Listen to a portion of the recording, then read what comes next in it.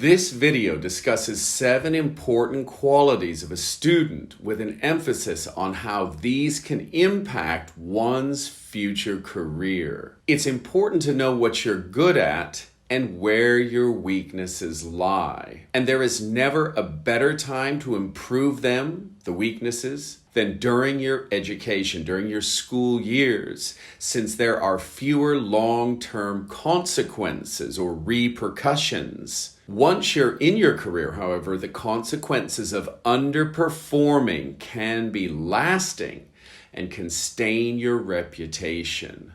And it must be pointed out that these qualities can, of course, be developed or honed at any time during your life, and of course, outside of the educational environment. So let's get started. Number 1, a desire to learn. This involves an internal motivation to master a topic, to read more about a subject, to question the teacher in class. It's this innate desire to learn. And this internal drive has future applications. Because if you're motivated during school to learn more and to develop your skills, that will carry over into your job and into your career.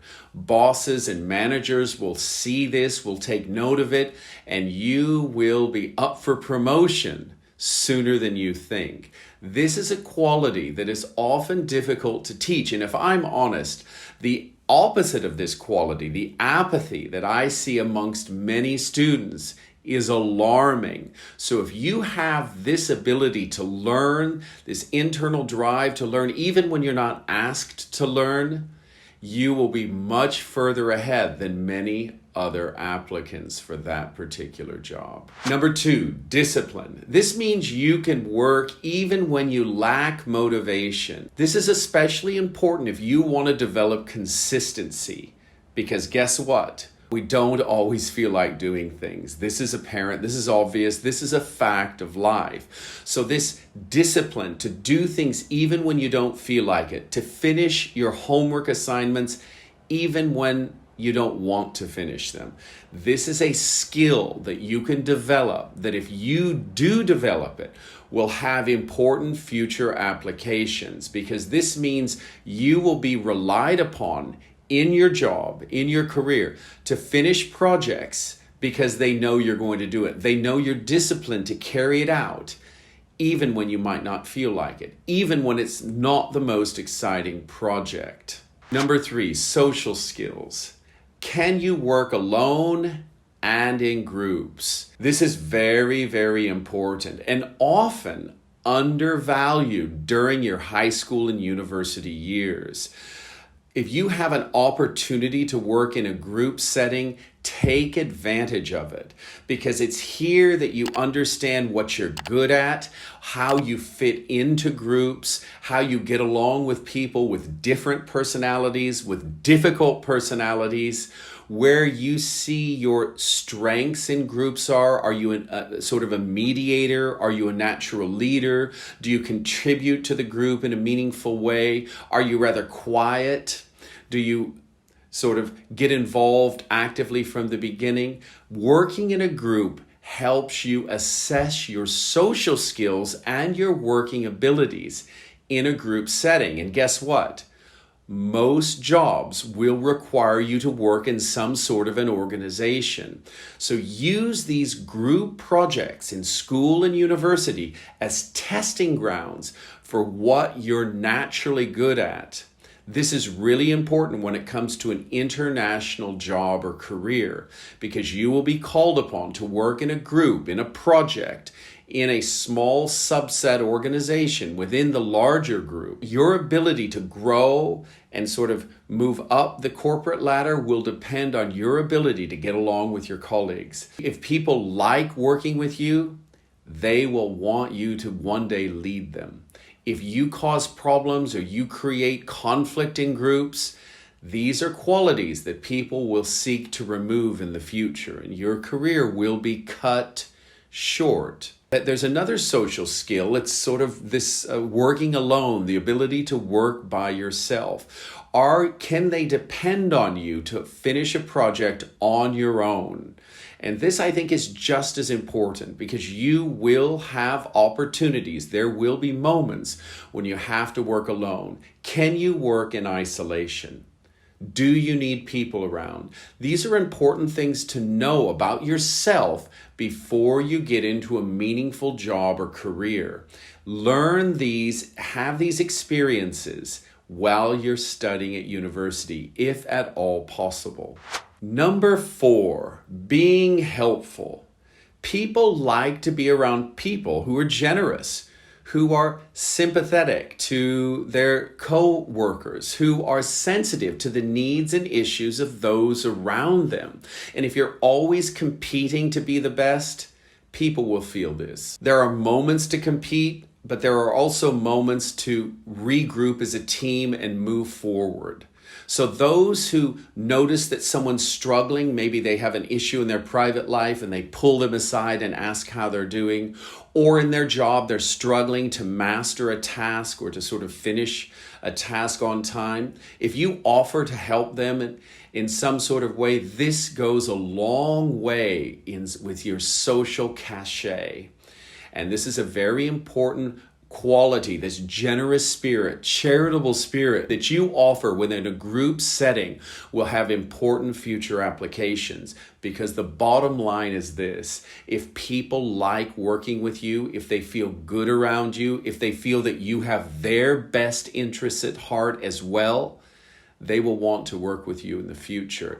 And these are the types of people who will receive promotions in the future. Not only competing at a high level individually, but also making sure that group members also succeed. Number 5, express your opinions in class and in your homework. This is an important skill that unfortunately I never learned at university nor in school, because I was just simply too shy. I was shy. I lacked confidence to sort of speak my mind in front of a group or on a paper that a professor would read. But as I've gotten older, I've seen the benefit of sort of stepping out of your comfort zone and providing an opinion, even if that opinion is shot down or ridiculed or criticized. You learn important lessons, like, for instance, you will survive that embarrassing moment. You begin to gain confidence. You begin in the process as well to be more convincing, because you begin to understand what sort of ideas you can proffer to the group and what others that you might not be so sure about. This skill should be practice. This ability to sort of produce an opinion in front of your peers is an important skill that you should hone regardless of your personality. Don't use personality as an excuse. Well, I'm shy, I'm reticent, I don't like to talk in front of people. That may be true, but you can try. And it's in these moments that you will learn a lot. And the future implication here is obvious.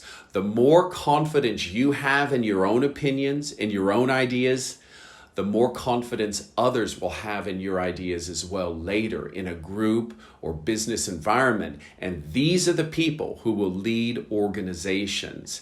If you're confident and you can convincingly convey your ideas to a group, you hold the keys to your future success. Number 6, collect different experiences, from debate to community service to sports to making presentations to going on educational exchanges. With each new experience, you gain new perspectives and you understand what you're naturally good at, what you're naturally weak at, what you like, and what you don't like. And the earlier you know about these things, the better decisions you will make later in your career. It's important to know before you take a job, for example, whether you feel you have the ability to succeed in that job. It's not enough to know that you can get the job. It's critical to know, can you succeed in that job? And if you have a variety of experiences early on, you have a better chance of calibrating whether you can succeed in that job or not. And finally, the seventh quality, embrace criticism. Don't be afraid of it. It will be with you your whole life if you attempt to do something important or even if you don't. Adopt a view that criticism is a way to improve faster. Without it, you develop hubris, a mistaken belief that you are somehow better than everyone else, above everyone else. And this leads to problems later because you feel you're immune to criticism. This is not an optimal position to be in. Be humble, be teachable, and criticism teaches you this important skill. If you want to grow faster in an organization or in a subject at university or school, embrace criticism, because criticism points out the weaknesses, the areas that you need to improve in, and it's a fast track to improvement. If you lack criticism, sometimes you don't have the wherewithal to see what areas you actually need to improve in. I will tell you that this point is perhaps the most difficult to master because all of us have a natural aversion to being criticized. We take offense, we get defensive, but if you can overcome that natural feeling of being offended, and embrace it as a way to get better, then nothing and no one can stop you. What about you? Which of these 7 qualities that I've listed are you strong in? And which do you need to improve in? It's never too late to begin improving. And if you're still watching this video, it means that you liked it. So tell a friend about it and tell a friend about my YouTube channel. Thanks for watching.